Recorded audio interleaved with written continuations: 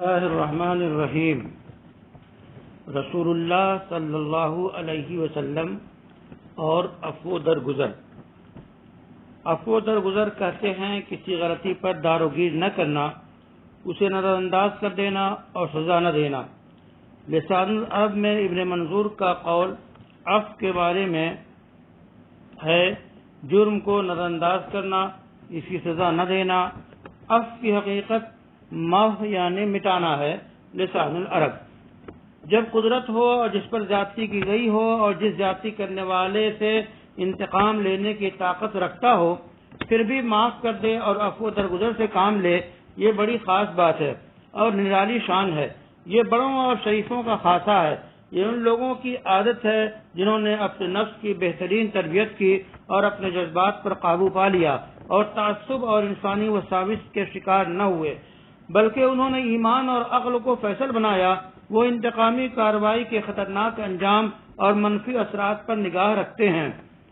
قرآنی تربیت عفو درگزر کی اعلیٰ صفت سے مالا مال ہونے کے بارے میں اللہ تعالیٰ نے نبی برحق محمد صلی اللہ علیہ وسلم پر قرآن کریم میں کئی آیتیں اتاری۔ اللہ تعالیٰ کا فرمان ہے وَسَارِعُوا إِلَى مَغْفِرَةٍ مِّن رَّبِّكُمْ وَجَنَّةٍ عَرْضُهَا السَّمَاوَاتُ وَالْأَرْضُ أُعِدَّتْ لِلْمُتَّقِينَ الَّذِينَ يُنفِقُونَ فِي السَّرَّاءِ وَالضَّرَّاءِ وَالْكَاظِمِينَ الْغَيْظَ وَالْعَافِينَ عَنِ النَّاسِ وَاللَّهُ يُحِبُّ الْمُحْسِنِينَ۔ اس میں اللہ تعالیٰ نے صاف طور پہ لوگوں کو معاف کرنے والوں کو ان میں شمار کیا ہے جن کو اللہ نیکوکار کرتے ہیں اور بے اچھا سمجھتے ہیں، اور دعوت دی ہے کہ اللہ کی بخشش اور اللہ کی وہ جنت جو آسمانوں اور زمینوں کے چوڑائی کے برابر ہے، اس کے طرف لپکو اور اس کے لیے کوشش کرو جو پرہیزگاروں کے لیے تیار کی گئی ہے۔ اور جو لوگ سختی اور تنگی اور خوشحالی میں اللہ کی راہ میں خرچ کرتے ہیں اور غیظ و غضب کو جو ہے برداشت کرتے ہیں اور لوگوں کو معاف کرتے ہیں، اور اللہ تعالیٰ نیکوکاروں کو پسند کرتا ہے۔ پرہیزگاروں کی امتیازی صفات: پہلی، غصہ پر قابو پانا، اشتعال اور بدلہ لیتے وقت نفس میں چھپے غصہ کو دبانا۔ دوسری، لوگوں کو معاف کرنا، لوگوں کو درگزر کرنا، داروگیر نہ کرنا، سزا نہ دینا۔ اس کے بعد اللہ تعالیٰ نے ایک اور آیت میں فرمایا فَبِمَا رَحْمَةٍ مِّنَ اللَّهِ لِنتَ لَهُمْ وَلَوْ كُنتَ فَظًّا غَلِيظَ الْقَلْبِ لَانفَضُّوا مِنْ حَوْلِكَ فَاعْفُ عَنْهُمْ۔ اس میں بھی اللہ تعالیٰ نے حکم دیا کہ آپ لوگوں کو معاف کریں۔ رسول اللہ صلی اللہ علیہ وسلم کو ربانی ہدایات میں جبکہ صحابہ سے کوئی غلطی ہو جاتی تو ان کے ساتھ رسول اللہ صلی اللہ علیہ وسلم سختی اور تندی کا معاملہ نہ کرتے، بلکہ نرم جوئی عفو درگزر سے پیش آئیں، غلطیوں کو نظر انداز کریں۔ کہیں ایسا نہ ہو کہ وہ سخت گیری سے بچنے کے لیے آپ کو چھوڑ دیں۔ اللہ تعالیٰ نے تیسری آیت میں فرمایا وَالَّذِينَ يَجْتَنِبُونَ كَبَائِرَ الْإِثْمِ وَالْفَوَاحِشَ وَإِذَا مَا غَضِبُوا هُمْ يَغْفِرُونَ۔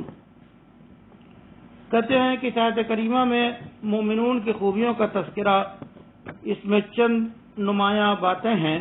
پہلی بات یہ بڑے بڑے گناہوں سے بچنا، دوسری بات حق تلفی کرنے والوں کو معاف کر دینا۔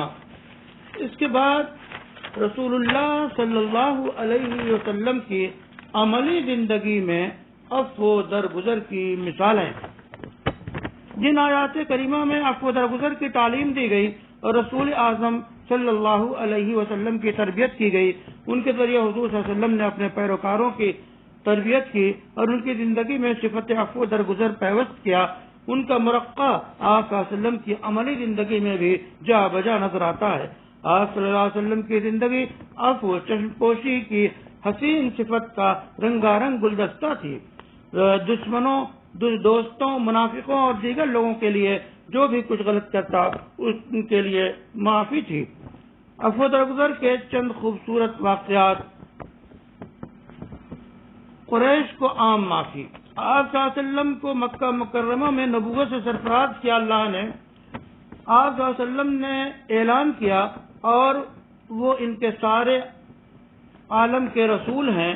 پھر کیا تھا، مکہ کے لوگوں نے قریش کی طرف سے ہر طرح کی جنگ کا آغاز کر دیا، گالیاں، شکوک و شبہات پیدا کرنا، آپ صلی اللہ علیہ وسلم کے ماننے والوں کو طرح طرح کی اذیت کا نشانہ بنانا، اور بنو ہاشم جو آپ صلی اللہ علیہ وسلم کے عزیز تھے کا سماجی اور اقتصادی بائیکاٹ کرنا، تمام مکہ کے باشندوں کو بنو ہاشم سے خرید و فروخت، شادی بیاہ اور ہر طرح کے تعلق کا خاتمہ 3 سال تک جاری رہا۔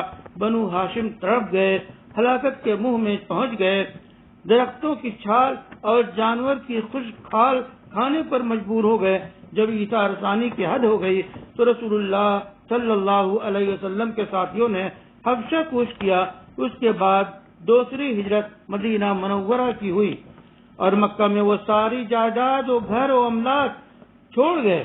پھر ان سے جنگیں شروع ہو گئیں۔ نبی صلی اللہ علیہ وسلم کے ماننے والوں کی تعداد بڑھتی گئی، طاقت بھی بڑھ گئی اور مکہ مکرمہ میں فاتحانہ داخل ہوئے۔ آپ جب فتح مکہ ہو گیا، مکہ والوں کو جمع کیا۔ یہ مکہ کے لوگ ڈرے سہمے ہیں، سوچ رہے ہیں آج تو سارے غموں، زخموں، مظالم کا حساب چکائیں گے جن سے ان کو ان کے ساتھیوں اور رشتہ داروں کو سابقہ پڑا ہے، لیکن رسول رحمت نے ان سب کو اپنے رحم دلانہ سلوک سے حیرت میں ڈال دیا۔ ان پر قدرت پانے کے بعد، ان کو فتح کر لینے کے بعد معافی کا عام اعلان کر دیتے ہیں اور اعلان فرمایا جو ابو سفیان کی حویلی میں داخل ہو جائے اسے امن ہے، جو مسجد حرام میں آ جائے اسے امن ہے، جو اپنے گھر کا دروازہ بند کر لے اسے امن ہے۔ عبداللہ ابن عباس نے روایت کیا اور یہ فقہ السیرہ میں موجود ہے۔ ابو سفیان مکہ مکرمہ کے اہم لیڈر تھے۔ آپ صلی اللہ علیہ وسلم نے ان کے نام کا تذکرہ کیا کیونکہ وہ اپنے لوگوں میں باحیثیت تھے اور اس طرح اسلام لانے کی ترغیب بھی دی۔ دوسرا اہم واقعہ، بڑے کافر جنگجوؤں کو معافی۔ رسول اللہ صلی اللہ علیہ وسلم نے قریش کے کئی بڑے جنگجو کو معاف کر دیا جو مسلمانوں کے خلاف قریش کی جنگ کی قیادت کرتے تھے۔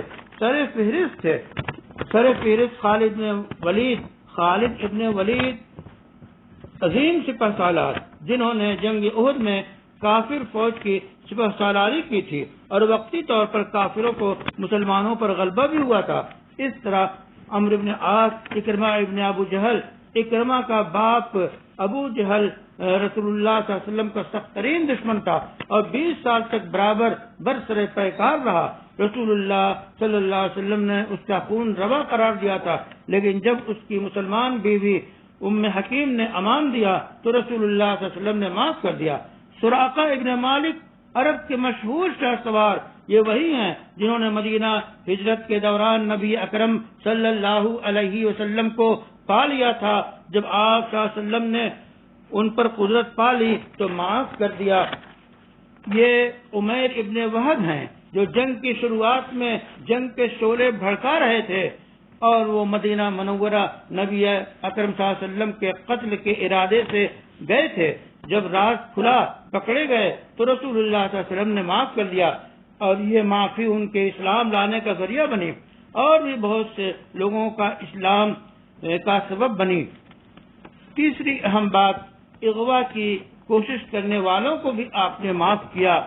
حملہ کرنے والوں، اغوا کرنے والوں کو بھی معافی کا اعلان کیا۔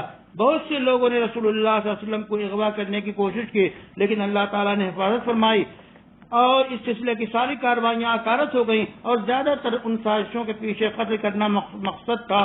جب رسول اللہ صلی اللہ علیہ وسلم نے معاف کر دیا، اس طرح کی کارروائی کی ایک کہانی اور آپ صلی اللہ علیہ وسلم کی طرف سے معافی کی سرگزشت یہ ہے۔ آپ صلی اللہ علیہ وسلم کے ایک صحابی جابر ابن عبداللہ آپ صلی اللہ علیہ وسلم کی ایک لڑائی میں شرکت کے بعد واپسی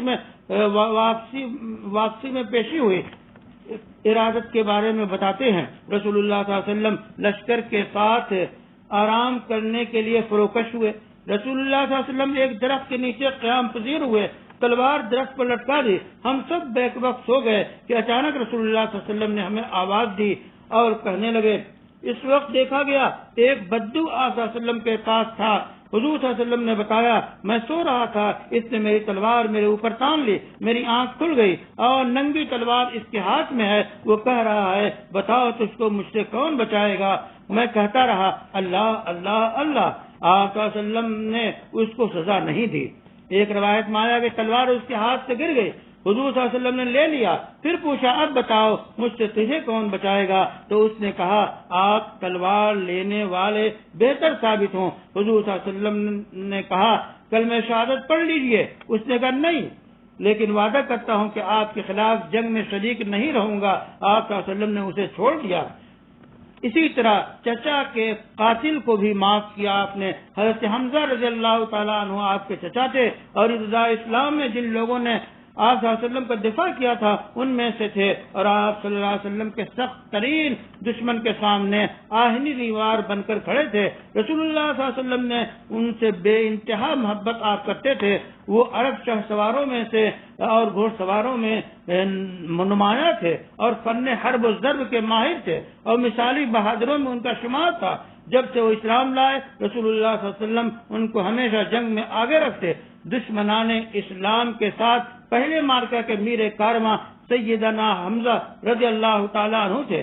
بدر کی جنگ میں بہادروں کی طرح لڑے اور نہ جانے دشمنوں کے کتنے سر اڑا دیے، اس لیے وہ نظر میں آ گئے۔ اب دشمنوں کا مقصد اور نمایاں نشانہ حمزہ رضی اللہ تعالیٰ عنہ تھے تاکہ حمزہ کے مقتولین کا بدلہ لے سکیں، اور دشمنوں کا نشانہ دوسری جنگ میں جنگ احد میں تھا۔